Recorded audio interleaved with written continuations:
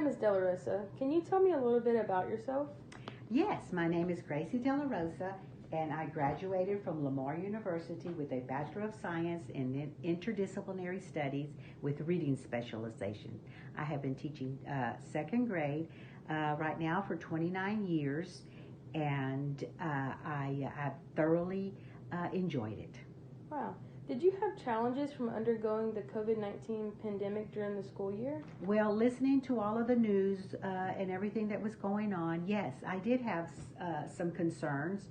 I do have an underlying illness, and I am not strong with technology, and I knew all of this would come into play when we got back to school. So yes, the COVID was challenging.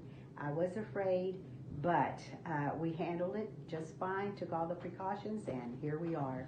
Wow. What inspired you to become a teacher? Well, since I was a young child, I always liked to play school. I made up tests, I gave my own tests, so I was destined to become a teacher. Has there been times you have been burnt out of teaching? Definitely. Throughout my 29 years, I have had some very challenging classrooms, challenging students, and I think, how am I going to reach them? What am I going to do? So yeah, sometimes I'm thinking this is not working. I mean, I'm not doing any good here. Wow. What motivates you to keep teaching? Well, you have to keep going and not stop trying to reach these children. And then towards the end, a light comes on, the smiles on their faces when they've learned something that is very minute even.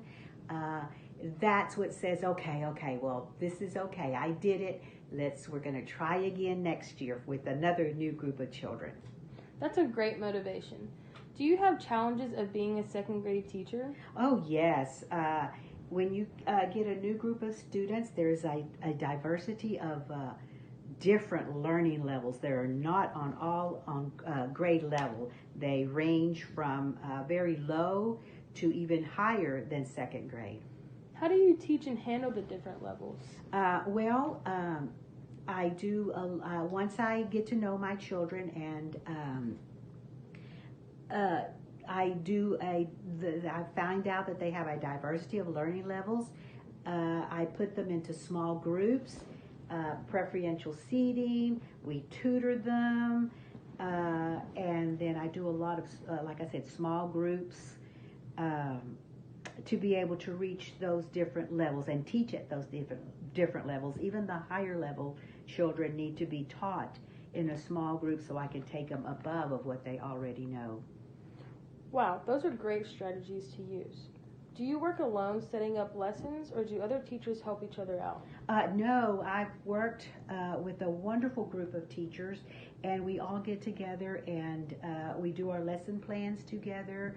We know what we're going to teach. We share ideas. We share things that work, things that didn't work. But then when we go on into our own classroom, then we are able to use our own learning styles and teaching styles, and we incorporate that into what we're doing for our own classrooms.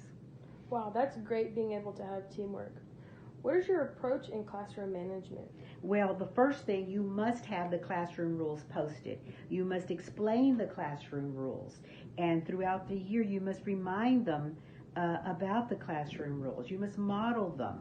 And of course, above all, send those rules home. Make sure the parents know about your classroom rules and the consequences. What about students who are disruptive in your classroom? Well, those are, again, your challenging students. You have to, when there is a disruption, you want to stay calm. That's the main thing. Don't let the child take over the situation. But you have to remind them of what classroom rule they broke. You have to remind them what was their classroom rule. Usually I would ask them, what did you do to cause this? And then I said, okay, well, what can we do to correct this behavior? And sometimes I have had some very disruptive students. So the best thing to do is, if possible, to remove them from the classroom and possibly get help from the office But your main thing is that's why the classroom rules are so important. Wow, those are some really good point of views.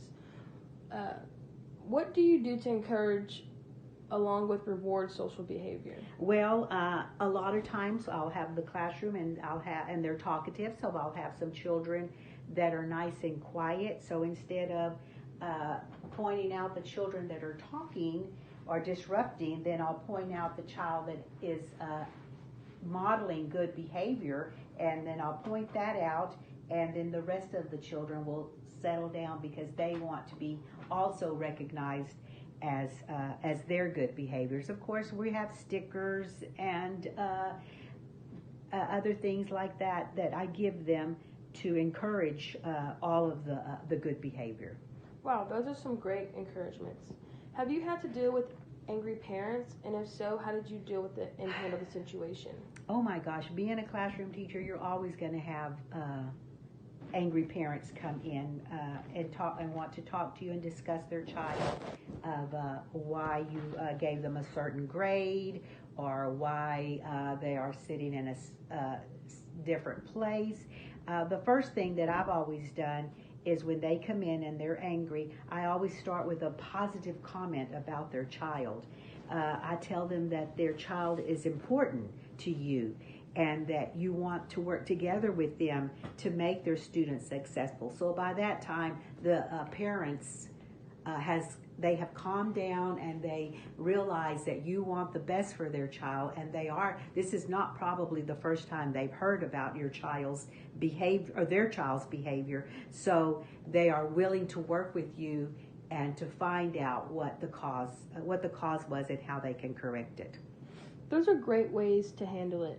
Have you experienced with parents that did not help their child, and how did you handle it? Yes, there's many parents out there that do not help their child with their homework. They have all kinds of different reasons, but the important thing is the child. They come to school, they're upset because they don't have their assignments.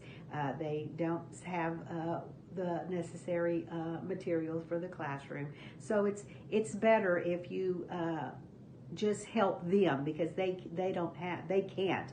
So I help them by giving them extra time in the classroom. Sometimes they can come early and complete assignments in class, and also during class they complete it with my help. Their preferential seating, I'm sitting up there, I'm modifying their classroom assignments, and of course there's always after school tutoring. So we always try to put the child first. Wow, those are great examples to do. Do you teach life lessons to your students? Yes, whenever we're learning something in the classroom, I want them to relate it to their everyday lives when they become an adult. Why do they have to tell time? Why is it important to count money, to count change?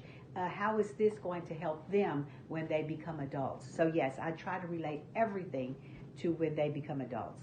Those are great life lessons.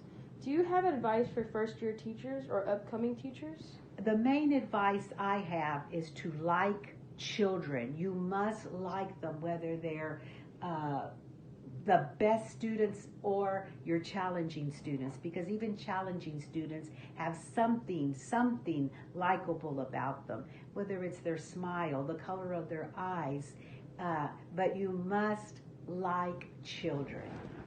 Wow, those are great examples for the situations. And my final question is, do you have any questions for me? Yes. Evidently you are interested in education, or you wouldn't be asking me this.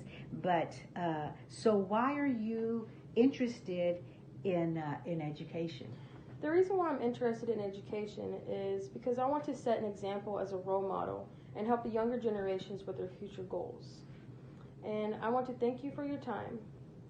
Thank you very much. Good luck.